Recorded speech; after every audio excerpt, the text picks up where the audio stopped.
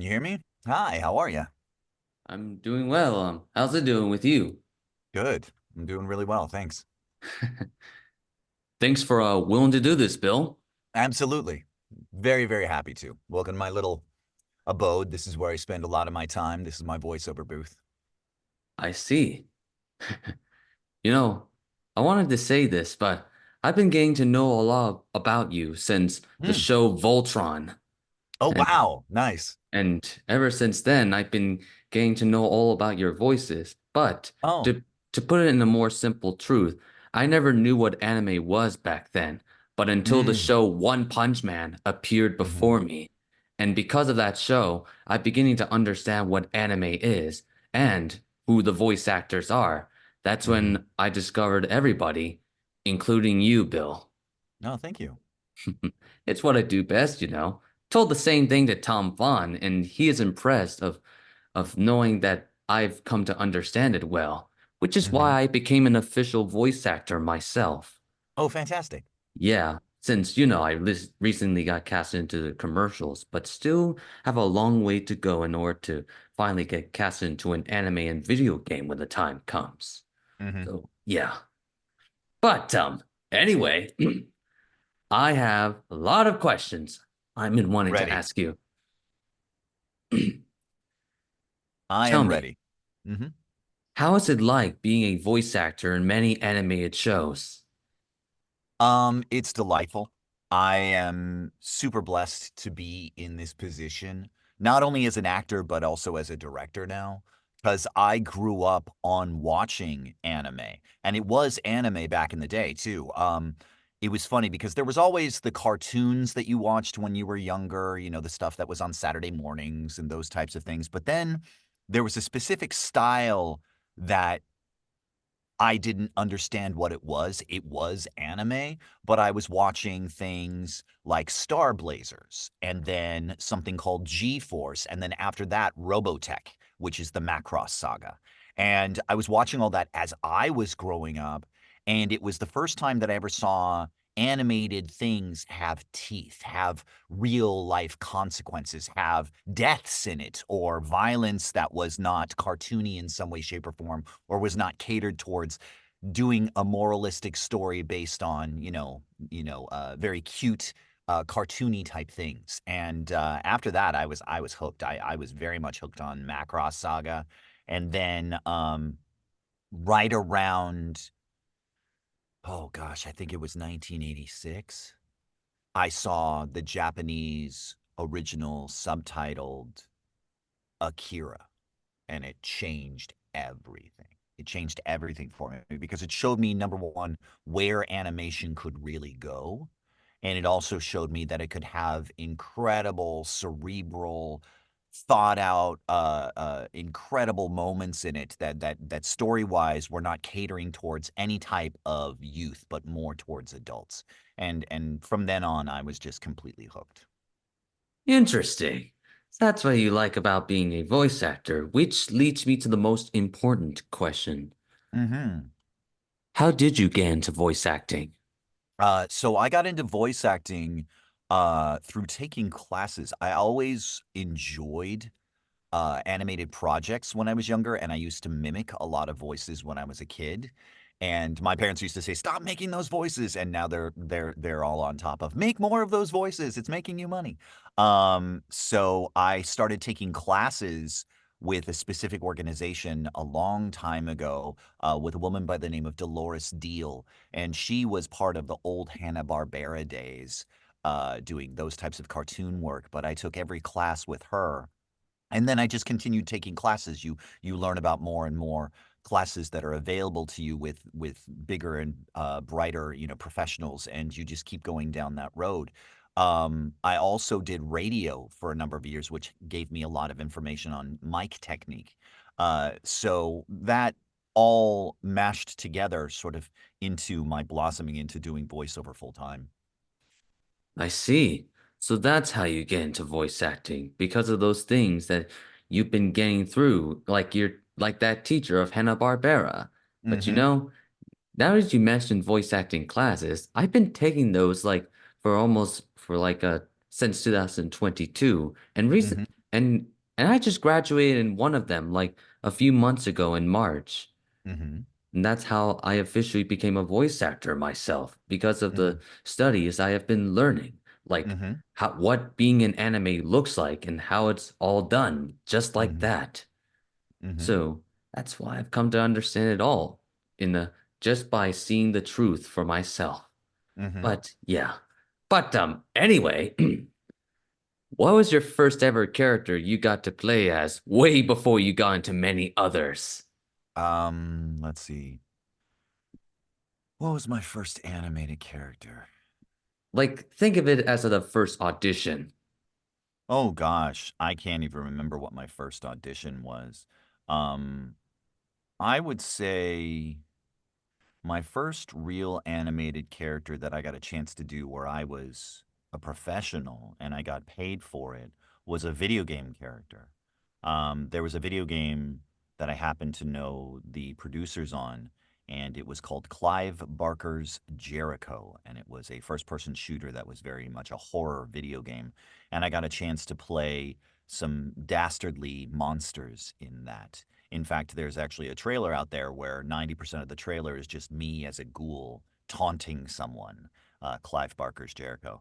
And that was the first time that I ever got paid to do voice acting, and it was such a delight. It was such a rush. So that was my first one. And then from there, it was just sort of a snowball effect. I do a lot of video games, and then, of course, I do some anime, which you know about. I see. So that was your first ever character you got to play as. I'm just trying to make sure just in case of that, so I can, in case if I ever make a voice showcase video about you, I just need to make sure I do in chronological order. And that way, with Mm, that all complete, it can be all nice and awesome, just like I did for many others for almost 3 years. Like nice. like when I made the video about the deceased Billy Komet, which I gained a lot of voice actor support to help him be remembered like Bill Yeah, Butts. Yeah, So Billy Kometz was actually a very, very close, not close friend, but I got a chance to direct him in his final project where he did the first 5 episodes of a show called Tokyo 24th Ward. And he was such a delight. He and I got to be fast friends on that show, and we never got a chance to meet in person. But Billy was a was a brilliant, brilliant man. And Bill yeah, Butts is a close friend of mine, so he's a good man to have a good conversation with. That's for sure. which is why I made the right choice making that video about Billy for. And that's why everybody comes to respect me and my work very well. Just as Hmm. I help everybody out, in return, they do the same for me. And Hmm. that's why I've come to respect everybody so much, even you, Bill. Well, thank you. It's what I do best. But anyway, here's the questions about the characters. But in the show Voltron, what was your favorite part about playing Ramdax and that other general in that show? Yeah. So, quite honestly, what was great about that was working with the director. So the director you may not know because I'm sort of a nerd about making movies. The voiceover director for that show is a legendary woman by the name of Andrea Romano. Now, Andrea Romano is known mostly for her casting, but she also does the voiceover direction. And she is responsible for every episode of the early Animaniacs, every episode of Batman the Animated Series, every episode of Voltron, every episode of the Smurfs. Like, she has been just the gold standard that everybody looked to when it came to voiceover acting. And this was her final project, was working on Voltron. She ended up retiring after that. So to be in a booth working, number one, I was able to work with my counterpart who was playing the other half of our Abbott and Costello duo.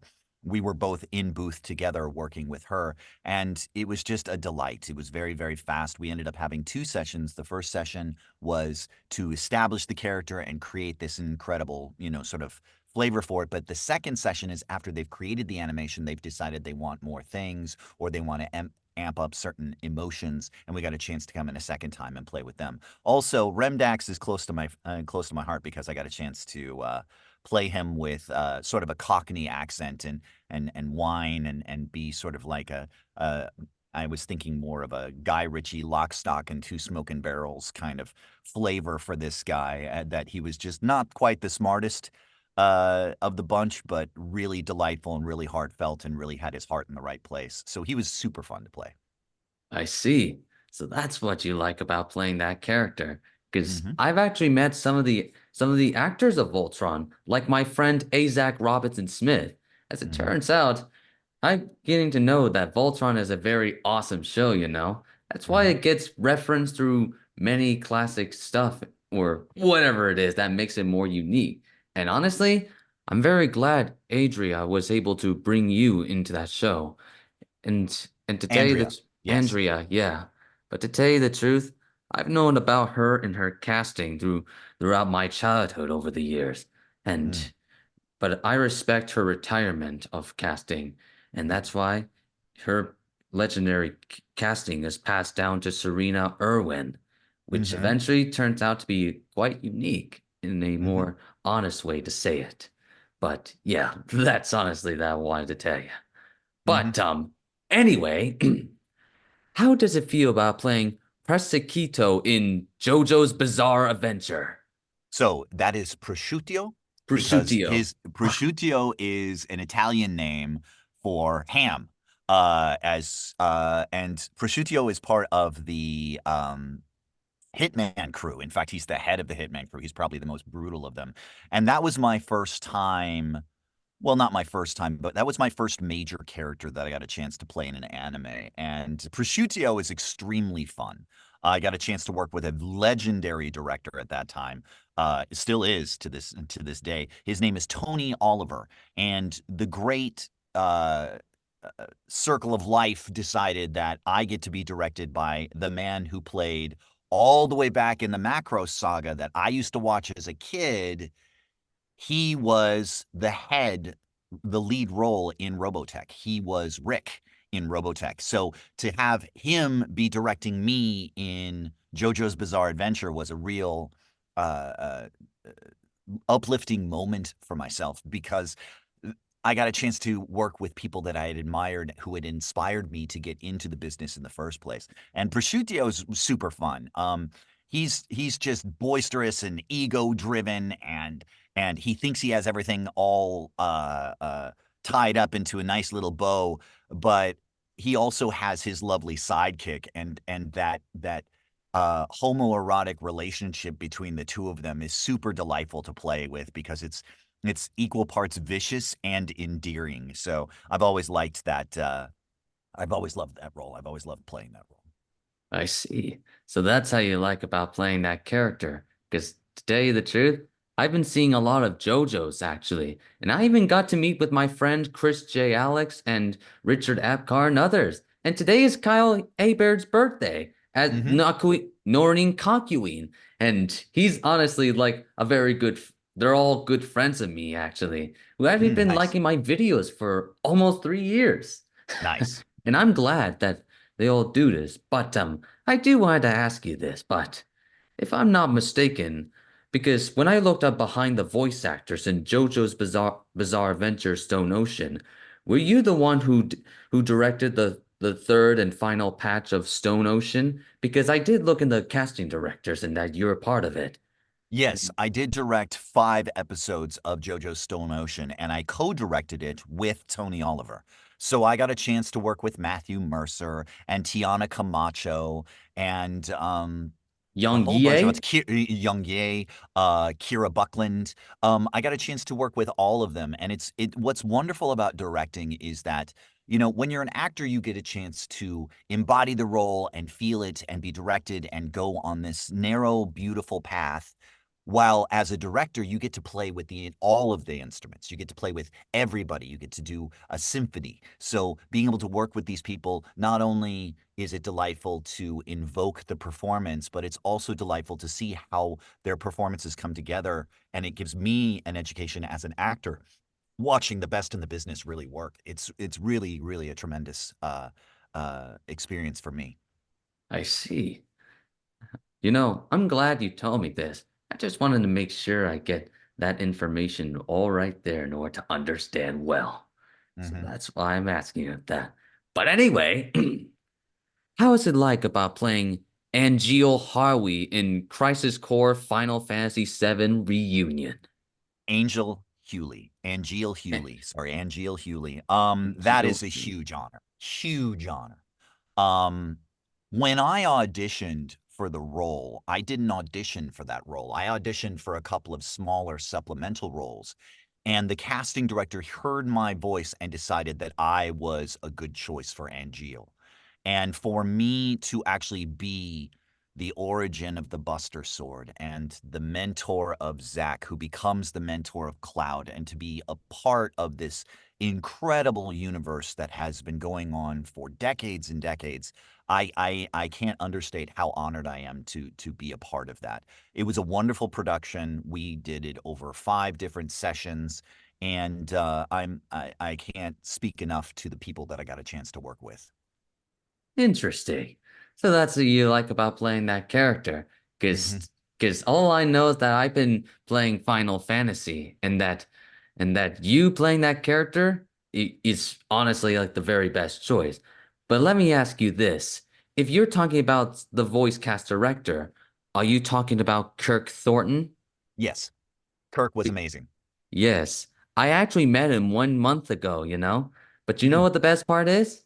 mm, I actually showed him my voice acting that I showed to him since mhm, I do a good impersonation of him. And he was like, mm, wow, you sounded a lot like me, Sebastian. And I was like, mm, yes, that's because I've been practicing voice acting for years, hoping to show it to you, Kirk, as a way to make you understand that why all the voice actors had been wanting me to get there, which is mhm, why I've been working hard to just finally be part of many projects. And I'm glad I got to meet him, and even mhm, give him my business card of my website, mm, of my social media, just in case. If he's doing casting again, mhm, I'll like to be, then I'll be there to just bring a lot of steam.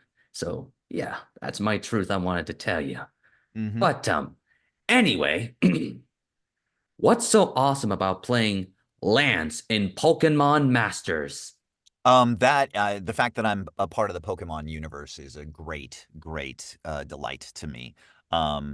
I really enjoyed being a part of that because, while I'm not a part of the actual show, Lance is played by a completely different person in the show.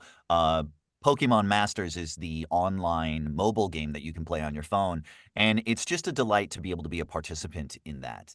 Lance is super delightful. Uh, Being able to be, a master and to be able to be one of the mentors to Ash and the other players is quite lovely. Interesting. That's how you like about playing that character. Because to tell you the truth, I've been a fan of Pokemon for almost a few years since I was 6 years old. But to tell Mm, you the truth, I had a desire of seeing myself in Pokemon, like as a trainer or even doing a Pokemon, since I literally do a lot of creature sounds. mm, And just wanted to make sure that one day when I do get into the industry, me meeting up with Lisa Ortiz, who is like the current director of the recent Pokemon Horizons, will be a big challenge. But you know mhm, what else? mm, To tell you the truth, you deserve to be in Pokemon Horizons since you being since you being part of Pokemon will be so awesome, mhm. Because and you deserve it. I promise you that. Well, I hope I get a chance to work with Lisa Ortiz. Ortiz. She's amazing. I've not had the opportunity to, and here's to hoping. Well, it should happen eventually when the time comes, me and you both. But anyway, what's the most awesome thing about playing Joseph in Unicorn Overlord? Joseph is a father figure, and he's one of the I love the honor that Joseph has. His entire being is about taking care of the prince and making sure that he's educated enough to be able to pull on the mantle of being a leader and to nurture and do that portion as well as have my own emotional resonance with the different characters in the storyline, because I don't want to give away the storyline. I mean, I'm struggling right now to tell you, because I don't want to give away anything to anybody who's playing Unicorn Overlord right now. But there are just beautiful high and low moments where I delight, and I also have remorse and regret. And being able to play such a rich character with many, many highs and lows is delightful. And I also got a chance on top of that to do all the promotional videos as Joseph, and to be honored like that is just delightful to me. We're actually doing a signing today at Game Realms in Burbank for the entire cast of Unicorn Overlord. And if anybody wants to come down, it's going to be from noon until, no, not today, tomorrow. Sorry, it's tomorrow, Saturday, from noon until 4 at Game Realms. And so you'll get a chance to meet uh, pretty much 80% of the cast. Interesting. So that's how you like playing that character. Because to tell you the truth, I've been getting to know about it, throughout Hmm. each cast members of the Unicorn Overlord is like the best choice right there. And Hmm. whoever directed, got you into it, did a did an amazing job doing that. And I'm honestly glad they were able to bring you into that game. Like Mm. seriously, it's Thank super you. awesome. Yeah, I'm blessed. It was wonderful. Thank you. Yes? But anyway, what is your favorite part about being the voice of Gero in One Punch Man? Oh, Gyoro in One Punch Man. He's the concierge to the Demon King Orochi, and I love how devious he is. He delights in how maniacal he can be and how manipulative he can be, because the thing about Gyoro is he's all eyes. He's always watching. He's always observing every angle. I've heard that One Punch Man, the new season is going to be coming out, which is going to be delightful because I'm going to be able to continue with my journey with Gyoro. Those people who have read the manga will understand what happens with Gyoro, but it's been a number of years since I've had a chance to play him, so it's going to be really fun to step back into his shoes. He's he's just this bright, boisterous, almost like a concierge to a hotel. He's the guy who facilitates all the maniacal things that the monsters do to get to where they're. The last episode that I remember doing, which was a number of years ago, was bringing all the monsters to create havoc so that the tournament is disrupted. And it was. I'm looking forward to seeing what happens from that point forward. I see. So that's how you like about playing that character. Because all I know is that One Punch Man, I've seen the entire thing. It is the very reason why I got into anime. But you know what Mm, the best part is? mm, It turns out I actually made a video a few months ago about the characters and voice actors in it, which I hmm. included you in there. Oh, thanks. You even liked that post that I did a few months ago from the video I made on Oh, yeah. Twitter. Hmm. That was me right there who made Oh, that video. fantastic. Because to tell you the truth, the reason I made that video is to make sure so that when the third season comes out, your return to playing that character will be magnificent I'm alongside looking forward to it. alongside everybody else, including those that I told about the third season, including my friend Wendy Lee, Max Hmm. Middleman, but most importantly, to my biggest fan of my YouTube channel, Zeno Robinson. Oh, I love Zeno. Zeno and Max and Wendy Lee are all brilliant, brilliant people. I've had a chance to work with all three of them, and they are lovely, lovely individuals. Yeah, of course they are. Speaking of a project that Xeno is in, but what was the biggest thing when playing Shigunbu Kurosaki in Zom 100? Well, the biggest thing about that is I'm the director of the English dub of the entire show. So I got a chance to play one of the villains that is late in the season of season one. But just from the beginning, being able to play with Zeno Robinson and Laura Post and so many others. They're just my brain is blanking on so many different names right now that I would love to mention. Um, Being able to play with everybody and tell that story with both the high animated brilliant moments and the low very personal moments. It's these are actors at the top of their game, you know. They are bringing authentic performances to extremely big moments, because that's the thing about anime is all about bringing heightened emotions and making them seem honest. So that's the reason why animation characters have big eyes, anime characters have, huge expressions and they wave their hands. It's all about emphasizing emotion, but making that honest and working with these actors has just been delightful, especially when, the stakes are so high. You have these very, very uh intense moments followed by very huge moments of levity. And when it came to directing myself in that role, it was very interesting to be able to fit myself in at the very end after everybody else has done all of their acting and then respond to those actors with my performance to bring that character to life. He's a very destitute man who believes he's been victimized by life.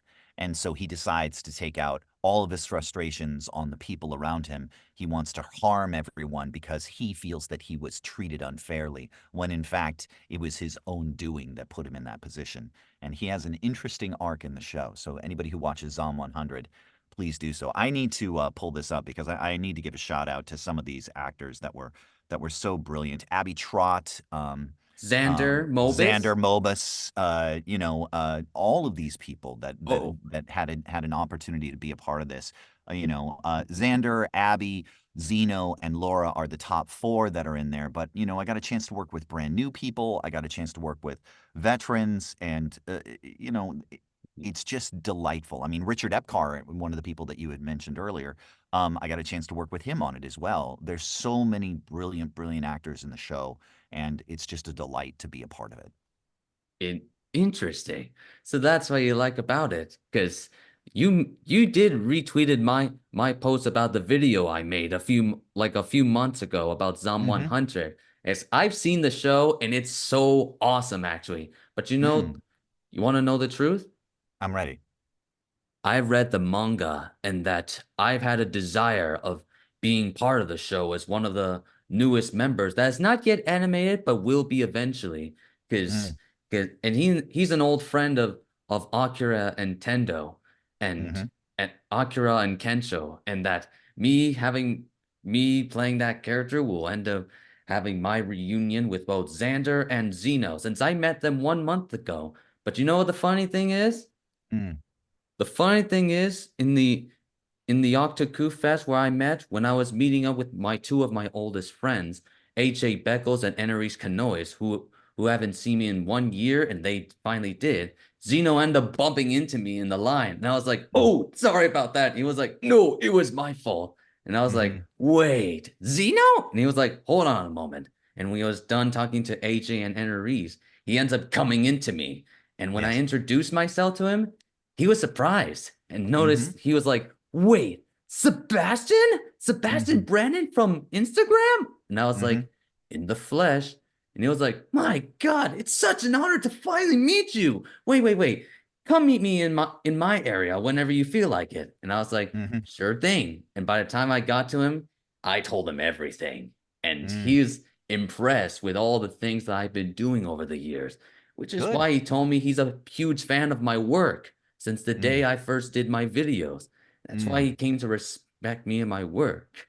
mhm. Even asked And me by the for a way, picture. just so you know, it's a Neris Quinones. A Neris. And A Neris, Neris. yeah, Yeah, I'm just AJ Beckles and Anaris. They're yeah, brilliant people. I've worked with both of them. Anaris and I met when I was directing The Honor at Magic High, and she plays the lead in that show. So, and AJ and I had a chance to work on Odd Taxi and a couple other things. So, yeah, and but and you know what else?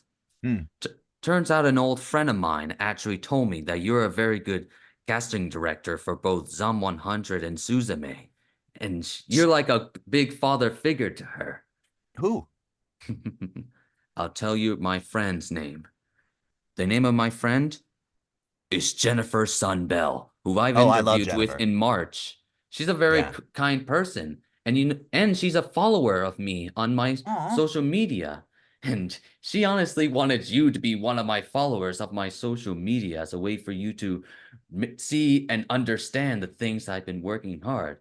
And that one day, whenever I do a voice showcase or even a video about the characters and voice actors of a show, game, or movie, you will see the truth for yourself. And that would be That lovely. that is Uh, something she wants from you. oh, okay. Well, I actually am not part of the casting services. I'm just the director. But Yeah, I yeah, know. I had the opportunity to direct Jennifer Sun Bell in both Zom 100 and Suzume. And for those of you who haven't seen Suzume, wow, what a project.